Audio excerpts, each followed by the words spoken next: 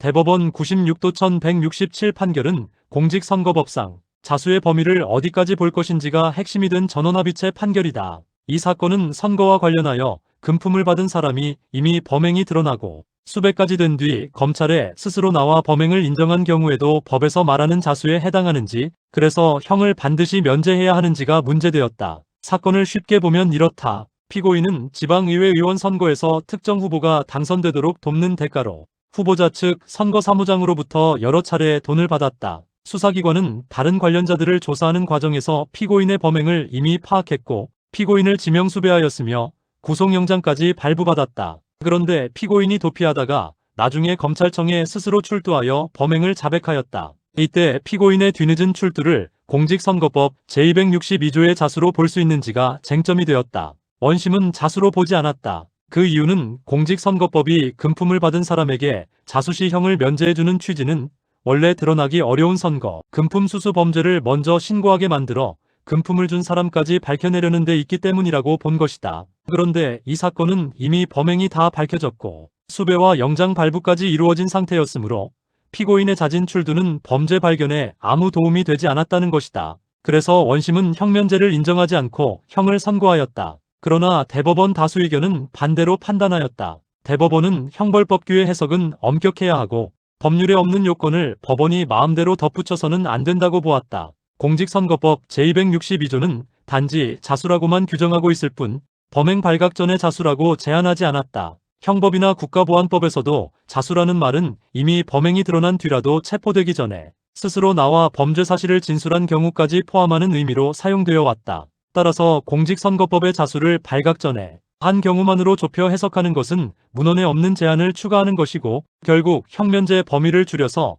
피고인에게 불리하게 처벌 범위를 넓히는 결과가 된다고 본 것이다. 대법원은 자수의 요건과 효과는 논리적으로 하나로 정해지는 문제가 아니라 입법 정책의 문제라고도 설명하였다. 어떤 범죄는 자수하면 형을 임의로 줄여주고 어떤 범죄는 반드시 줄여주며 또 어떤 범죄는 자수의 시기를 실행 전이나 재판 확정 전처럼 명문으로 제한하기도 한다. 그러므로 자수의 시기를 제한할 것인지 말 것인지는 법률이 정해야 할 문제이고 법에 그런 제한이 없으면 원칙적으로 체포 전에 스스로 출두하여 범행을 진술한 이상 자수로 보아야 한다는 것이다. 결국 대법원은 원심 판결을 파기하고 사건을 다시 판단하라고 돌려보냈다. 이 판결의 핵심은 죄형 법정주의에 있다. 죄형 법정주의는 범죄와 형벌은 반드시 법률로 정해야 하고 법원이 문헌을 넘어 피고인에게 불리하게 해석해서는 안 된다는 원칙이다. 이 사건에서 대법원은 형을 면제해주는 규정도 결국 처벌 범위를 결정하는 중요한 규정이므로 그것을 좁혀 해석하여 피고인에게 불리하게 만들 수 없다고 본 것이다.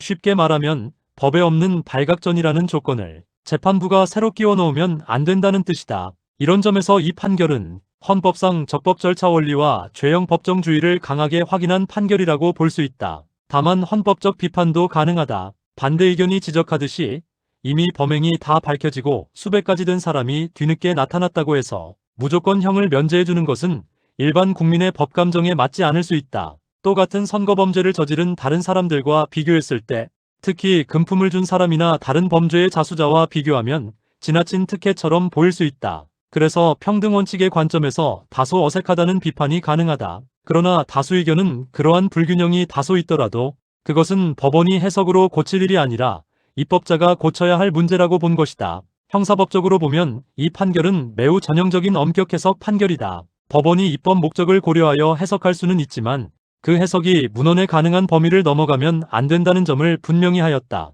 특히 이 판결은 형면제 사유도 좁게 해석하면 결국 처벌 범위를 넓히는 것이므로 구성요건 해석과 마찬가지로 유추해석 금지 원칙이 적용된다고 본 점에서 의미가 크다. 형사법의 보장적 기능을 충실히 보여주는 판결이라고 할 수 있다. 그렇지만 형사정책적으로는 아쉬움도 남는다. 공직선거법이 금품 수수자에게 형면제를 주는 이유는 원래 숨어있는 선거 부정을 먼저 드러내게 하려는 데 있는데 이미 다 드러난 뒤에 출두까지 같은 수준으로 보호하는 것은 제도의 원래 취지와 어긋나 보일 수 있다. 따라서 이 판결은 해석론으로는 타당하지만 입법론으로는 미비점을 드러낸 판결이라고 평가할 수 있다. 실제로 이런 문제를 막으려면 법률이 범행, 발각 전 또는 수사기관이 범죄를 인지하기 전 같은 식으로 자수의 시기를 명시했어야 한다. 이 사건의 법의학적 쟁점은 살인이나 상해, 사건처럼 신체 손상이나 사망, 원인을 다투는 전형적인 법의학 사안은 아니다. 그러나 넓은 의미에서는 법정 심리학적 쟁점이 있다.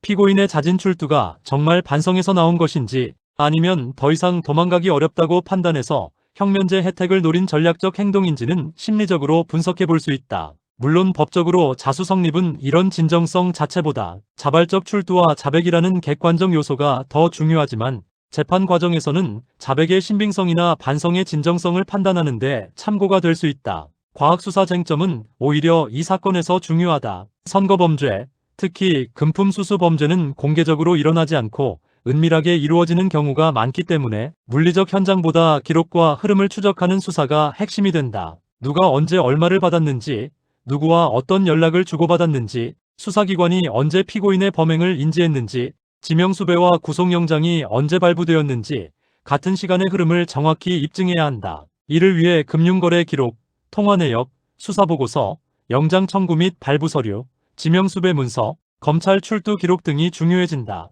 또한 관련자 진술의 신빙성 검토도 중요하다. 선거범죄에서는 관련자들끼리 이해관계가 얽혀있기 때문에 서로 책임을 떠넘기거나 기억을 조정할 가능성이 있다. 따라서 진술만 믿기보다 계좌 추적, 통신기록, 문서 작성 시점, 전산자료 분석 같은 객관적 자료가 뒷받침되어야 한다. 이런 의미에서 이 사건의 과학수사는 DNA나 부검 같은 전통적 법의학이 아니라 금융자료와 문서, 통신기록, 전산자료를 이용한 디지털 포렌식과 기록 분석이 중심이 되는 사건이라고 할 수 있다. 정리하면 대법원 96도 1167 판결은 공직선거법 제262조의 자수를 법문 그대로 해석하여 범행이 이미 발각되고 지명수배가 된 뒤라도 체포 전에 자진 출두해 범행을 인정하면 자수로 보아야 한다고 판단한 판결이다. 이 판결은 죄형 법정주의와 유추해석 금지 원칙을 강하게 확인했다는 점에서 헌법적 형사법적으로 중요한 의미를 가진다. 반면 이미 적발된 범인에게까지 필요적으로